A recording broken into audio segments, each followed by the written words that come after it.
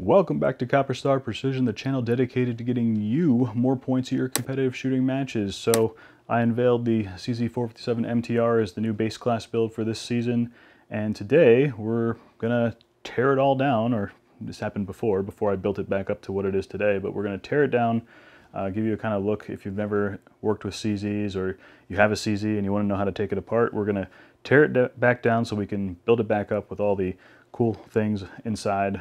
Bolt, aluminum magazine well, bottom metal, Arca rail. We're going to build it back up. So the real build back better is going to happen on the CZ457 Varmint MTR, so stay tuned for that.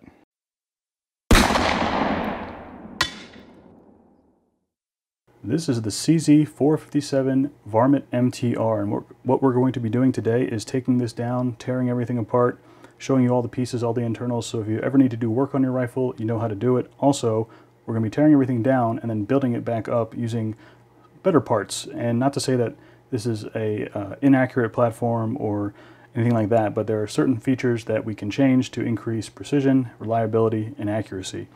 So without further ado, let's get this thing torn apart. First things first, using the magazine catch, we're going to remove the magazine.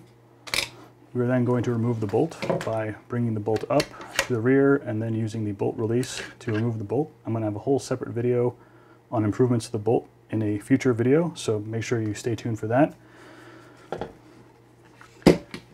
Next, we need to remove the two action screws. These are T25 Torx. They are also different sizes. The short one goes in the front.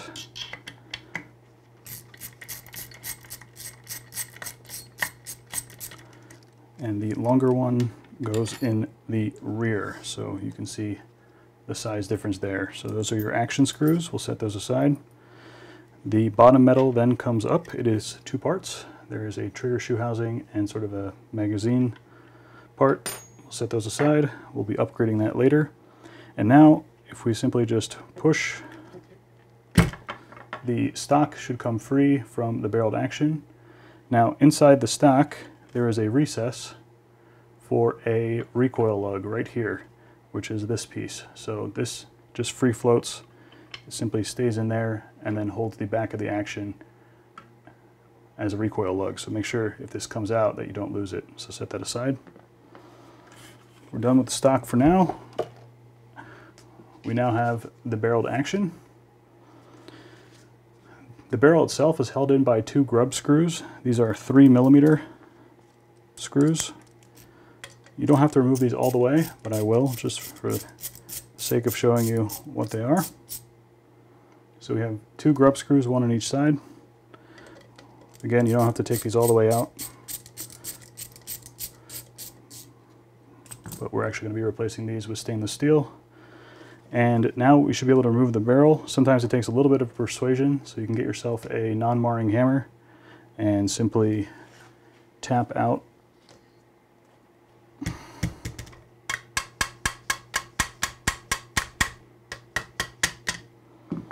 just like that. So here's the barrel. This is the MTR barrel, kind of their bull barrel, 20 inches.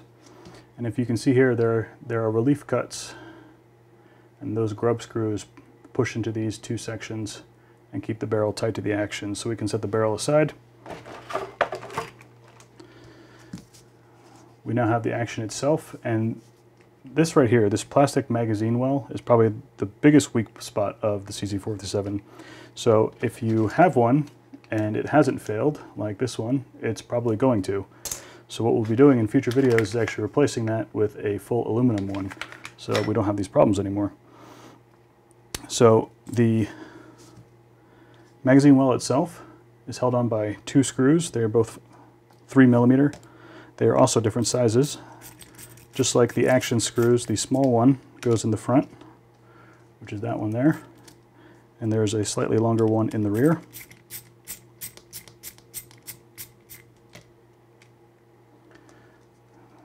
This can just come out as one unit. And then what we did when we removed this long screw is we actually loosened this bolt slide. So there's a metal piece inside the action, and if we bring the bolt back, this is what slides, the bolt slides on, inside the action. So set that aside. Looking at the magazine more closely, might be hard to pick up on camera because everything is black. I'll show it to you after I take these parts out. But there's a magazine well block. We can simply push this pin out. The larger silver pin holds in the magazine block. So this block will exist for 22 long rifle, and I believe you take this out if you want to convert the CZ457 to 22 mag or 17 HMR. And we need a slightly smaller punch.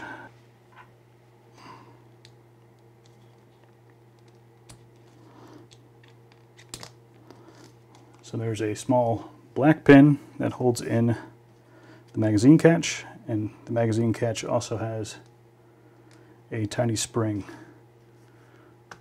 Now, let's see if I can get this on camera.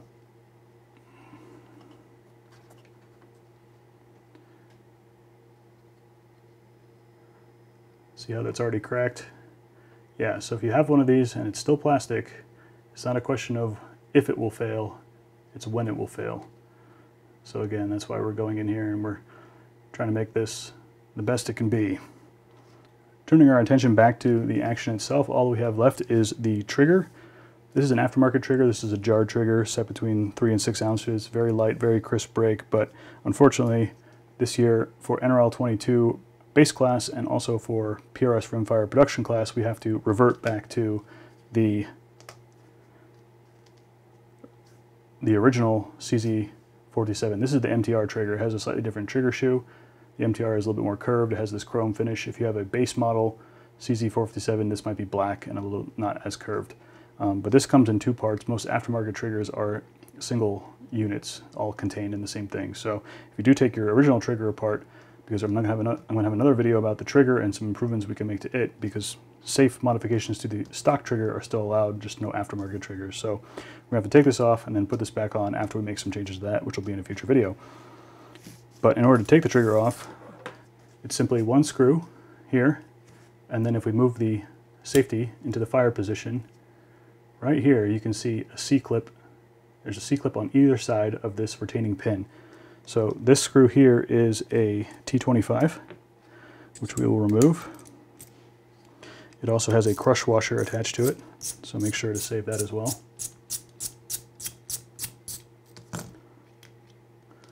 So screw and crush washer, T25. Now the trigger is loose, but is still retained by this pin. These C-clips are extremely tiny. Whenever I'm dealing with tiny parts, I always recommend get yourself a plastic bag, put what you're working on inside the bag in case pieces go flying. Hopefully the bag catches them. So what I'm going to do is I'm going to come in with a simple pick, and I'm going to get that C-clip off the retaining pin, just like that. And if I had done that outside the bag, it would have gone flying. So you can see right there how tiny that C-clip is. And then from here, we can simply probably use the same pick, push through the pin, which will then come out the other side, which we can just grab. And that's the pin. There's another C-clip on the other side, so don't lose these parts. Put that aside. And now the trigger comes straight out. And we're down to the bare action. So now that we've torn down the rifle, it's time to build it back up. Future videos will be going over all the modifications made, so stay tuned for that. And until I see you next time, score more points.